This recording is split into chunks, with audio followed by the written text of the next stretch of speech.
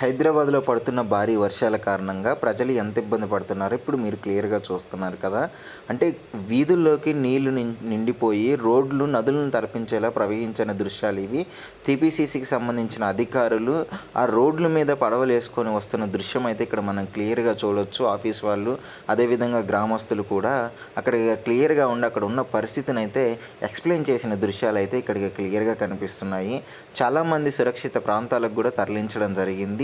So తరలించిన తర్వాత ఎలా ఉంది ఏంటి అని చెప్పేసి వీధుల్లోకి అధికారులు వచ్చి పరిశీలించి దీన్ని ఎలా రెక్టిఫై చేయాలి అని చెప్పే విధానాన్ని కూడా వాళ్ళు పరిశీలిస్తున్నారు. హైడ్రాకి సంబంధించిన అధికారులు, అదేవిధంగా జిహెచ్ఎంసీకి సంబంధించిన అధికారులతో సహా అందరూ పరిగణలోకి తీసుకొని మరొకసారి ఇలాంటి వరద ముంపు జరిగినప్పుడు దీన్ని పరిశీలించి ఎలాంటి ప్రమాదం జరగకుండా ప్రజలను సురక్షిత ప్రాంతాలకు తరలించిన తర్వాత ఎలాంటి సహాయక చర్యలు చేపట్టాలో ఆ విధానాన్ని కూడా క్లియర్గా పరిశీలిస్తున్న దృశ్యాలు అయితే ఇక్కడ మీరు క్లియర్గా చూస్తున్నారు.